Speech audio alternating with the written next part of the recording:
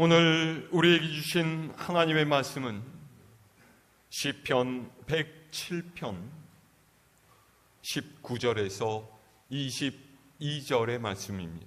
구약성서 883면입니다. 봉독하겠습니다. 이에 그들이 그들의 고통 때문에 여호와께 부르짖으매 그가 그들의 고통에서 그들을 구원하시되 그가 그의 말씀을 보내어 그들을 고치시고 위험한 지경에서 건지시는도다.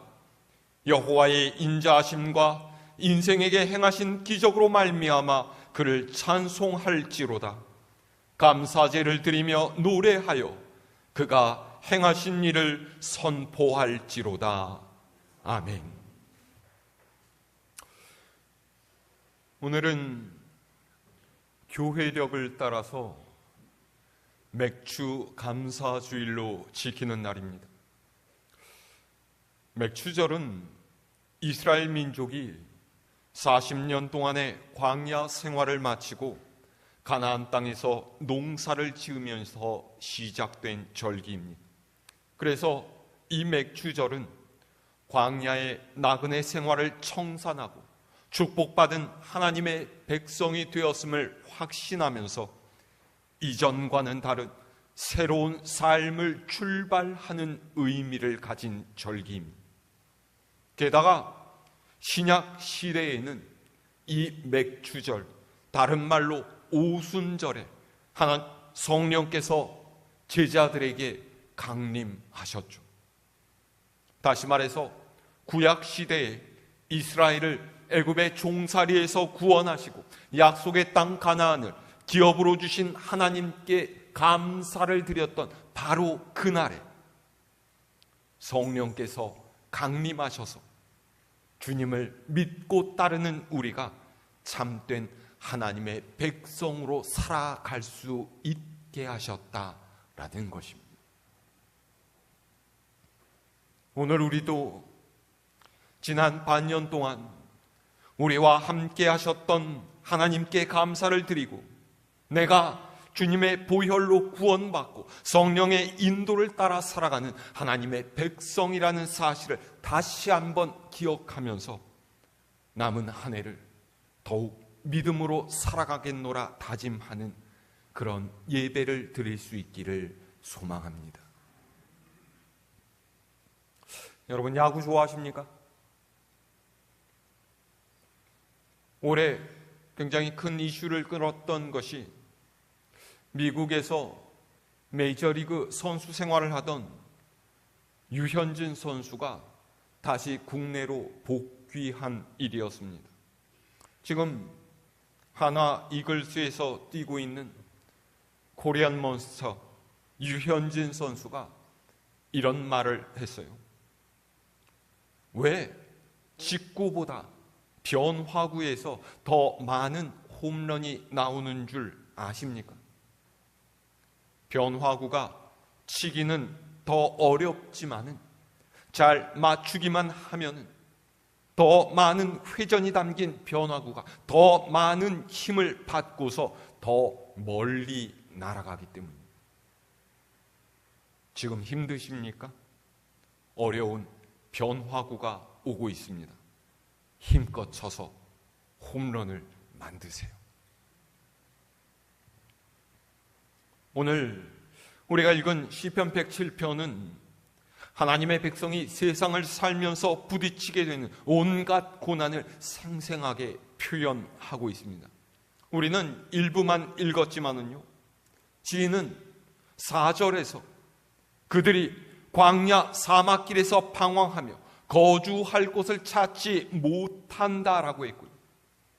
11절에서 12절에서는 말씀을 거역하다가 고통스러운 징계를 당한다라고도 해요. 17절에서는 미련하게 죄악의 길을 따르고 악을 범하다가 고난을 당하고 25절에서 27절까지는 광풍을 만나서 혼비백산할 정도로 흔들린다라고 하죠. 그러니까 시편 107편은 사람이 인생에서 만나는 환난과 근심, 고통으로 가득한 시인. 그런데 그런 인생이지만 시인이 이 시를 어떻게 시작하고 있느냐? 자, 우리 107편 맨 위로 올라가서 1절의 말씀 읽어볼까요? 시작. 여호와께 감사하라. 그는 선하시며 그 인자하심이 영원함이로다. 아멘. 왜 이들이 이런 상황에서도 여호와께 감사해야 한다라고 노래하고 있을까요? 이유가 무엇입니까? 사람은 끊임없이 하나님께 반역하고 죄를 저지르지만 그럼에도 불구하고 우리 하나님께서는 계속해서 우리를 용서하시고 건지시고 돌보시기 때문이에요. 하나님은 선하시고 인자심이 영원하시다. 이것이 시편 107편의 주제입니다. 질병으로 인해서 괴롭고 아픔을 느끼기에 건강이 중요하다라는 것을 아는 것처럼 고통의 나날이 있기 때문에 기쁨과 평안을 더욱 값진 것이라 느낄 수가 있습니다. 오늘 말씀을 보면요, 하나님의 백성들 또한 고통을 당하고 있다는 것을 알 수가 있어요. 자, 19절의 말씀 함께 읽을까요? 시작. 이에 그들이 그들의 고통 때문에 여호와께 부르짖음에 그가 그들의 고통에서 그들을 구원하시되. 아멘. 이들이 왜 고통을 당하고 있습니까? 무슨 일이 일어났어요? 바로 앞에 말씀을 보면은 그 이유를 알 수가 있습니다. 자, 17절에서 18절 말씀 읽어볼까요? 시작. 미련한 자들은 그들의 죄악의 길을 따르고 그들의 악을 범하기 때문에 고난을 받아 그들은 그들의 모든 음식물을 싫어하게 되어 사망의 문에 이르렀도다. 아멘. 하나님의 백성이 미련한 자가 되어서 죄악을 따르고 악을 범했다라는 거예요. 그래서 하나님께서 그들을 징계하셨다라는 것이죠. 이 징계가 얼마나 고통스러웠는지 먹는 것조차 괴롭고 힘들 정도가 되어서 거의 죽기 일보 직전까지 갔다라는 것입니다. 이때 이들이 어떻게 해요? 하나님께 부르짖기로 결단했어요. 하나님께 부르짖어 간구하면 하나님께서 그 고통에서 구해 주실 것을 믿었기 때문입니다. 이 말을 바꾸어 보면 그들이 하나님께 부르짖어 기도하게 된 이유는 고통을 당했기 때문이라는 거예요. 만약에 고통이 없었다면 그들은 간절하게 하나님께 부르짖어 기도하지 않았을 거예요. 그 고통이 너무나 심하고 견딜 수 없었기에 하나님 앞으로 나아가서 기도하게 되었고, 그래서 하나님의 구원과 은혜를 입게 되었다라는 거죠. 여러분 이해가 되시죠? 정말로 큰 어려움을 당해서 어찌할 바를 모르는 사람은 절대로 가만히 있지 않습니다. 그때는요, 새벽 기도, 수요 예배 나오지 말라고 해도 나오게 되어 있어요. 나와서 기도해도요, 그냥 가만히 앉아서 묵상으로 기도하지 않습니다. 통곡하고 부르짖으면서 기도할 수밖에 없어요. 평소에는 통성으로 기도하자고 해도 입술만 달싹거리면서 몇 마디 중얼거리다 말지만 심한 고난을 만나게 되면 저절로 외침이 터져나옵니다. 왜 이렇게 바뀌게 됩니까? 이 문제가 반드시 해결되지 않으면 안 된다는 절박함이 있기 때문이에요. 하나님께서 이 기도를 들으시고 응답하시지 않으면, 역사하시지 않으면 죽을 것 같은 이 고통에서 빠져나올 수 있는 방법이 없기 때문이에요. 고난은 우리를 간절한 기도로 이끕니다. 예수님께서도 십자가의 고난을 앞에 두고 땀이 핏방울이 될 정도로 간절하게 기도하셨어요. 누구든지 절박한 상황에서는 간절한 기도를 하게 되어 있습니다. 그렇게 기도하면서 하나님을 새롭게 만나게 되고, 그런 과정을 통해서 믿음이 회복되고 우리의 영이 새로워지게 되는 거예요.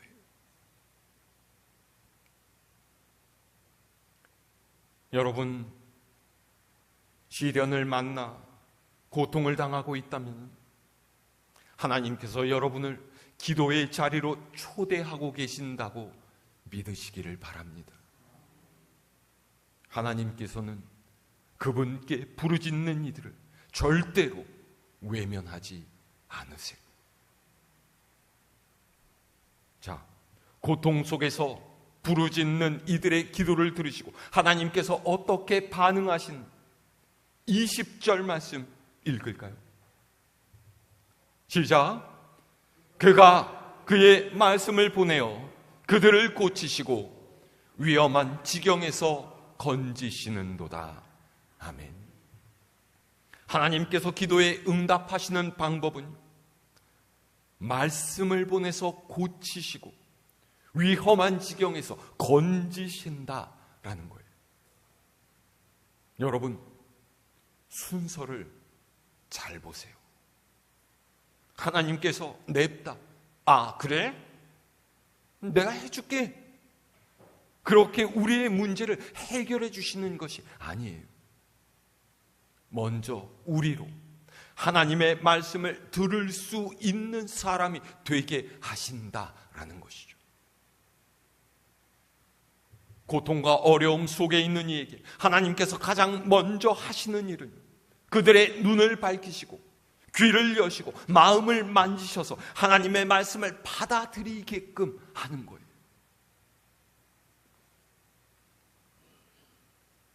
제가 우리 교인들 신방을 해보면요, 이 사실을 너무나 절실하게 느낍니다. 좀 죄송한 말씀이지만 평탄하고 순조로운 삶을 살고 계시는 분들을 신방하면요, 별로 간절한 기도 제목도 없고요, 말씀을 전해도 그닥 큰 은혜를 받는 것 같지 않으세요. 그런데 정말로 어려운 상황에 있는 가정에 가서 말씀을 전하면 그 말씀 한 구절 한 구절에 눈물을 흘리면서 아멘으로 받아들이는 모습을 보게 됩니다. 왜 이렇겠어요? 고통이 하나님의 말씀을 받아들이도록 하기 때문이에요. 고통과 어려움에 처하니까 나를 위로하고 내게 소망을 주는 하나님의 말씀이 기다려지고 듣고 싶어지고 그 말씀에 치유와 회복의 능력이 있음을 깨닫게 된 거죠. 지금 듣는 이 말씀 속에 하나님께서 내게 주시는 해답이 있을 것이라고 기대하기 때문이에요. 물론 제가 기도하면서 이 가정에 과연 어떤 말씀이 적합할까 생각하며 준비해서 말씀을 전하지만은요, 받아들이는 것은 전적으로 말씀을 듣는 이의 심령에 달린 거예요.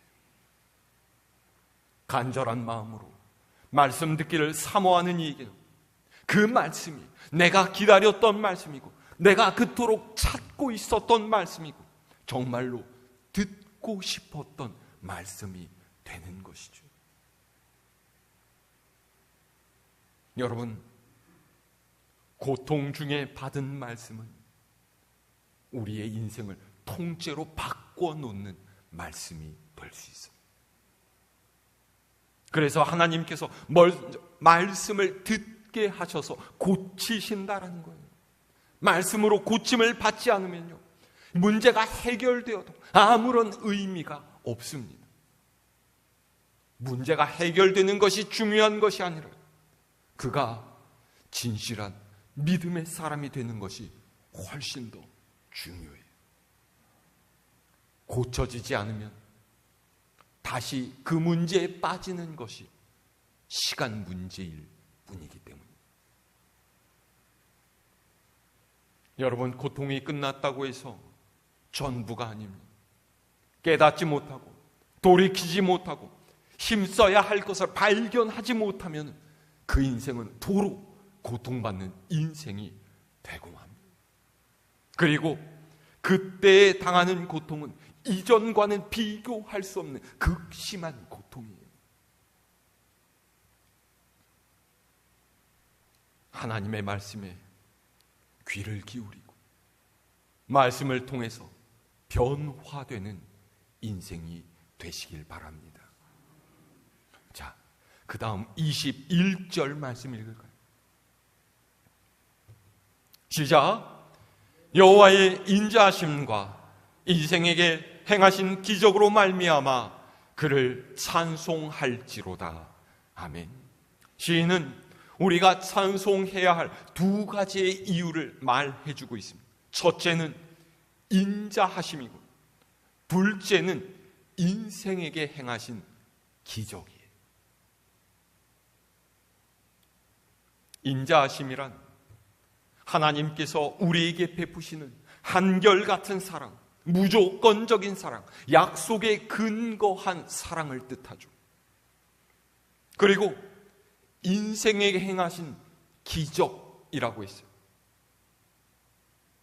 기적이란 말은 사람의 생각과 상상을 초월하는 놀라운 일입니다. 우리가 어느 때 기적을 경험합니까? 아무런 문제가 없는 평안한 삶에는 기적이 필요하지 않습니다.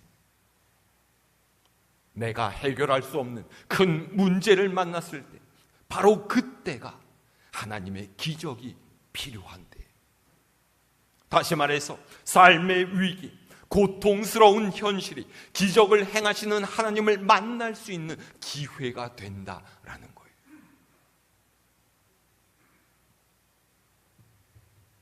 여러분, 구약 성경 남유다 히스기야 왕의 이야기 아시지 않습니까?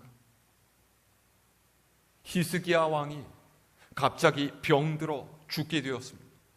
선지자 이사야가 찾아와서 너는 네 집을 정리해라, 네가 죽고 살지 못하리라 하나님의 말씀을 전했어요. 하나님께서 선지자를 보내서 네가 죽을 것이다 말씀하신 정도였습니다. 이 사람 살아날 길이 있겠습니까? 아직 젊은 나이에 할 일이 너무나도 많은데 죽음의 선고를 받은 히스기야 참담했겠습니다. 히스기야가 어떻게 했어요?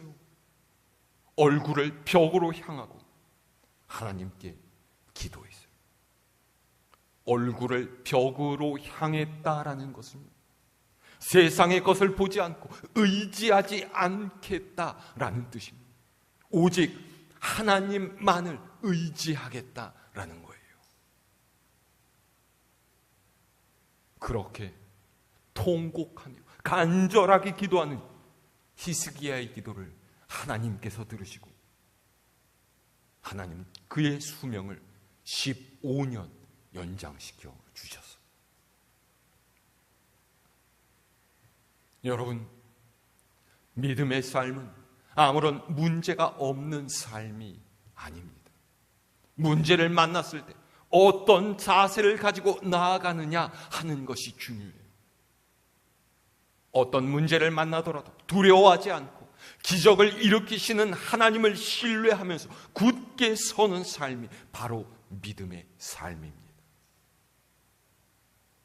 고난은 우리가 기적의 하나님을 경험할 수 있는 통로인, 그 고난 속에서 우리는 살아계신 하나님을 세상에 증거하는 사람들이 될 수 있어요. 그래서 시인이 이렇게 고백하는 거죠. 자, 마지막 22절 말씀 읽을까요? 시작. 감사제를 드리며 노래하여 그가 행하신 일을 선포할지로다. 아멘. 감사제를 드린다는 것은 공동체의 예배를 의미합니다. 감사제는 양과 염소를 제물로 잡은 후에 기름 덩어리만 번제단 위에서 태우고 나머지 고기는 예배에 참석한 모든 이들이 함께 먹는 제사예요. 그래서 감사제는 혼자 예배하는 것이 아니라 함께 드리는 예배인 거죠. 그 예배에서 무엇을 하라고요? 하나님의 은혜를 찬송하고 그분이 행하신 일을 선포하라라는 거예요. 하나님의 능력, 하나님의 역사를 경험했으면 혼자 기뻐하고 혼자 감사할 것이 아니라 다른 이들에게 말하고 은혜를 나누고 하나님의 놀라운 역사를 전하라라는 것이죠.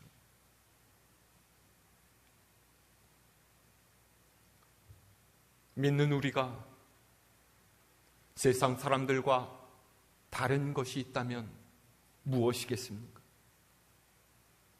아무런 문제 없이 평탄한 길을 걸어갈 수 있는 것이 아니에요.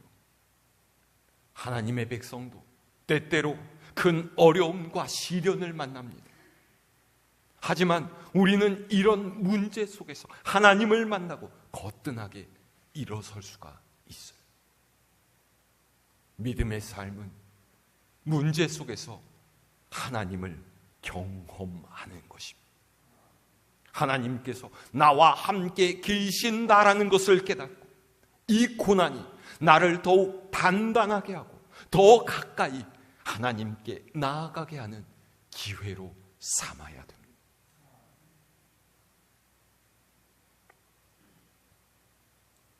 고통 속에서도 하나님께 그분의 인자하심을 감사할 수 있는 여러분이 되시기를 바랍니다. 우리가 오늘 맥주 감사 주일로 하나님께 예배드리지만 우리에게 마냥 좋은 일이 있기 때문에 하나님께 감사하는 것 아니지 않습니까? 2024년도 벌써 절반이 넘게 지나갔습니다. 지난 반년 동안 좋은 일도 있었고 나쁜 일도 있었고 즐거운 일도 있었고 힘든 일도 있었지만 그 모든 걸음마다 우리와 함께 하시며 우리의 삶을 인도하신 하나님께 감사하며 남은 시간도 하나님을 의지하고 문제를 이겨나가는 여러분이 되시기를 바랍니다. 우리를 향하신 하나님의 선하심과 인자심을 감사하며 감사와 찬송, 간증이 넘치는 복된 삶을 살아가는 여러분 모두가 될 수 있기를 우리 주님의 이름으로 축원합니다.